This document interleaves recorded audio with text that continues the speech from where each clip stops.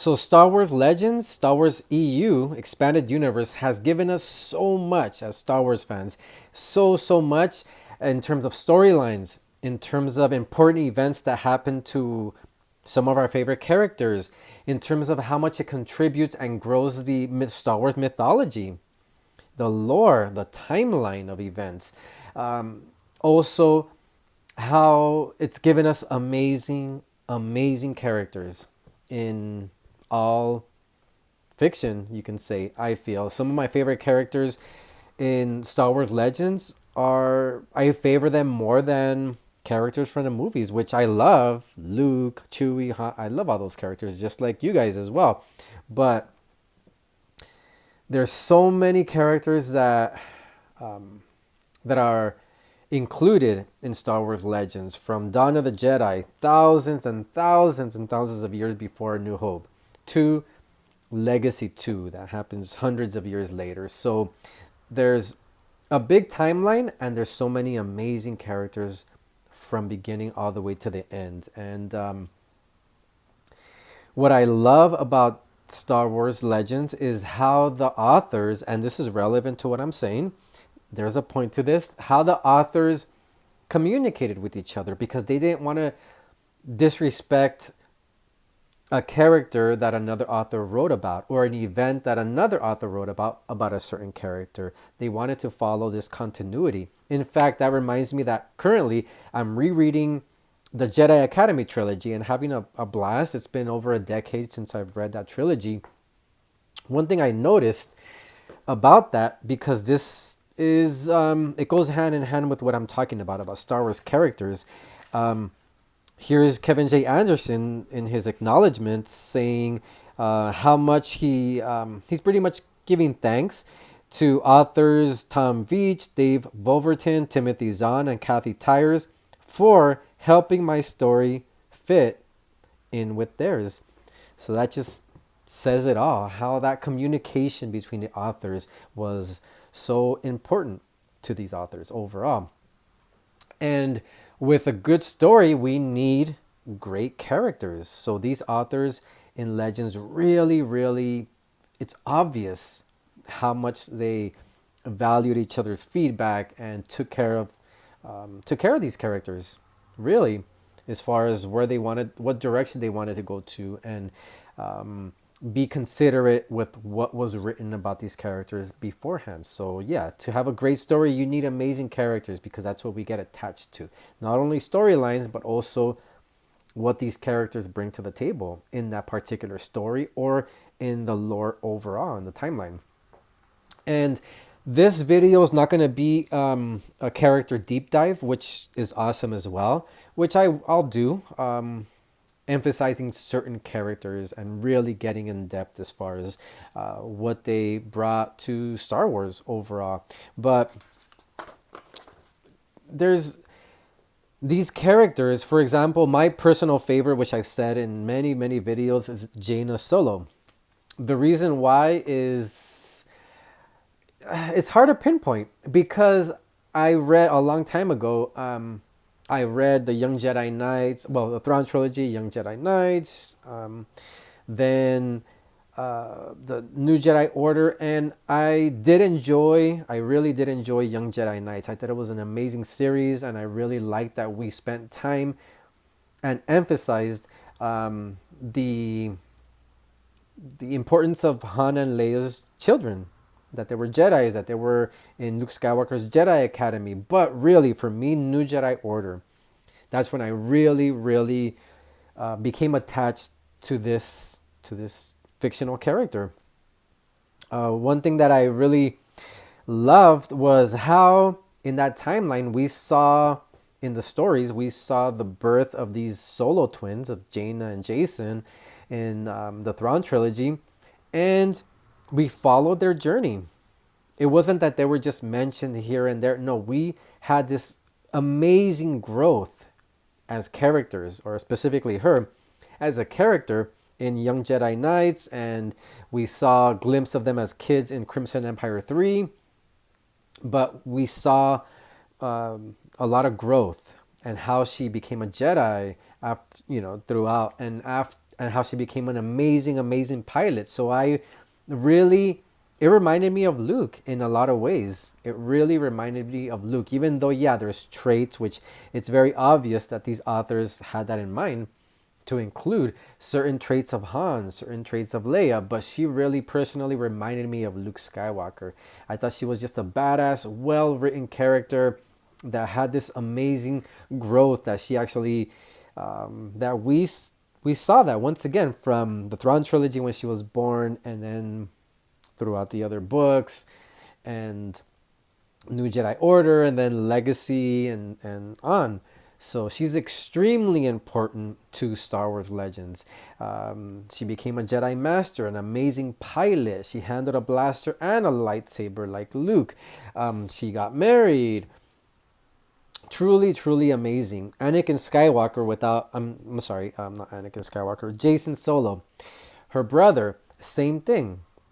He was born during Thrawn trilogy, and we saw a glimpse of the twins in Dark Empire, and like I said, Crimson Empire 3 a scene. And then truly Young Jedi Knights, we saw the growth and how, how much he loved animals. And there was growth definitely within that series. But once again, in New Jedi Order, they give him, there's this direction they take them that sometimes it's very, it's kind of hard to read. It really is, and not in a bad way. It's just because we love this character and certain things happen to them or to him. When he gets tortured, and I'm not going to give spoilers away, but and then in Legacy, the next series, it's heartbreaking. And I personally, I know there's controversy with anything, but I personally really supported that decision of what happened to him in Legacy of the Force. Without, like I said, I'm not going to talk about it in depth. But my point of that is that was pretty ballsy, I feel. The direction that they took that character. But definitely we see his growth in New Jedi Order. A lot of these characters in New Jedi Order, they came back from the Bantam era books with I just thought that was genius. That was super. I appreciated that so much, that some even obscure characters came back from Young Jedi Knights, from the Bantam era, and all that. Another character, Kip Duran, which I'm reading about in the Jedi Academy trilogy.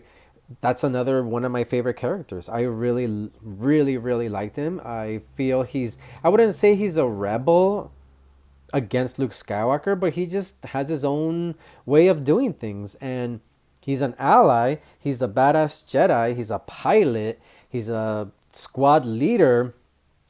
But he didn't start off that way. Once again, this amazing character growth. In the Jedi Academy trilogy, he's an a-hole. He really, really is. He starts off like you would never think that they would be able to redeem him after what he does in this series in Jedi Academy trilogy, but they end up I think it was handled well. And then because he had influence from another character that was from Tales of the Jedi that took place hundreds of years before this story. He had influence of that spirit, that Sith character.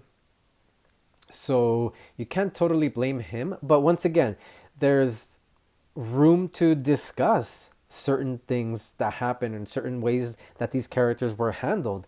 But ultimately, Kip didn't start off as a hero. He was, he needed growth, and direction. And I love the interaction. I love what Han brought to the table in terms of this character. And once again, in New Jedi Order, definitely a big, important character throughout the New Republic era of Star Wars timeline. I remember when New Jedi Order was coming out, it was like an event for me. I remember I would go to the bookstore the first day these were as they were coming out. And then the beginning of the book, I remember there was a map as well as the characters that came out in that book, that were featured in that book. So I remember opening up the book and just looking for Kip. I remember that clearly. That I just because I don't think he appears in every single New Jedi Order book, but I could be mistaken. But I remember that I would open up and then see if he was featured in that book.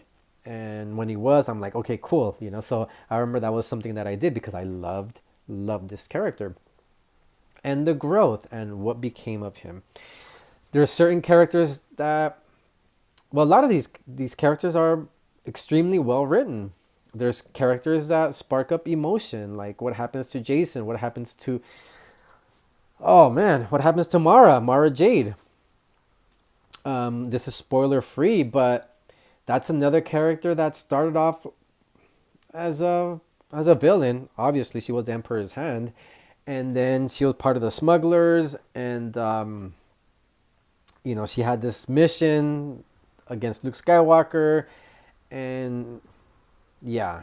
So from there, she married Luke Skywalker thereafter, after the Thrawn trilogy. They had this relationship, got married, had a son. She became a Jedi Master. Amazing. Just awesome characters. Nomi Sunrider from Tales of the Jedi. Like I said, this is not, once again, a character deep dive. They're just, I'm just bringing up certain characters. And what I'm bringing up right now is only just a fraction of all Star Wars Legends characters. There's so many. Sorry. So many. So Nomi Sunrider in Tales of the Jedi.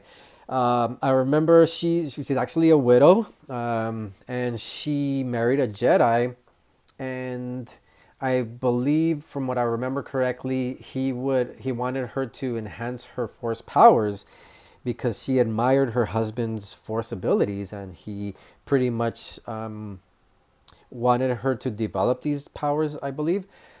From what I remember correctly, I have to visit these stories once again because they are beautiful stories, amazing, some of the best in all Star Wars, I feel.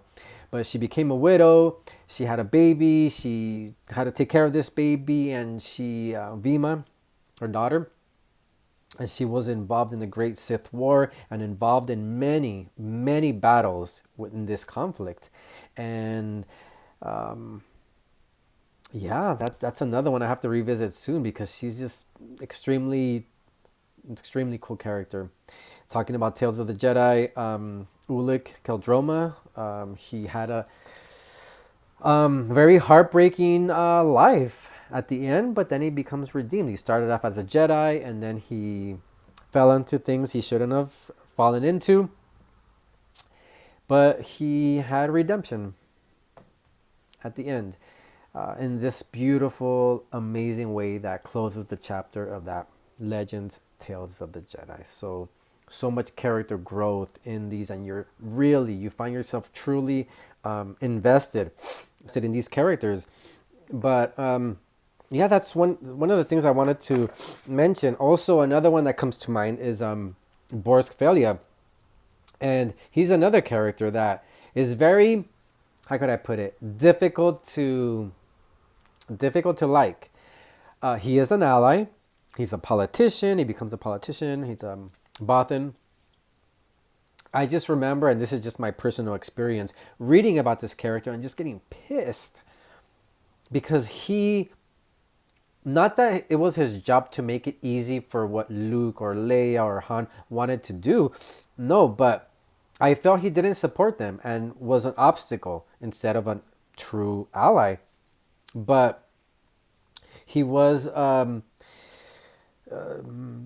could I put it without giving things away? He did something extremely cool for the New Republic. Let's just put it that way. But my point of bringing up Borsk Felia is how well written he was as all the characters, because I really felt that emotion of feeling a little bit angry while I was reading, like, dude, what are you doing?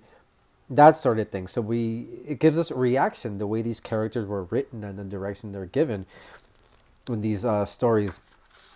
Also, In the X-Wing series by Michael Stackpole and Aaron Alston, same thing. We really get in with the pilots in that cockpit and the interaction with between both of them, and that's where Corin Horns he was that's where he started off as X-wing pilot before he became that amazing Jedi Master. But and there's this amazing, awesome storyline within the X-wing series that feature Corin Horn, a great storyline, and that's another character that um, that had amazing growth and became one of Luke's Jedi Masters as well. So so much to tell about these characters, and some of them are just popping up into my mind. Um, Thrawn, so much has been said about Thrawn. Another amazing character. I like that he was totally very different from Darth Vader. Very, very different. He didn't waste his officers left and right. I think his officers really, yeah, he kind of imposed this fear, but they respected him more than they feared him, I feel, because he valued his officers. He wasn't into wasting them like Darth Vader did, which is a different character. So I liked that. He was a different character. He was up front in the battle and in leadership of the Empire, but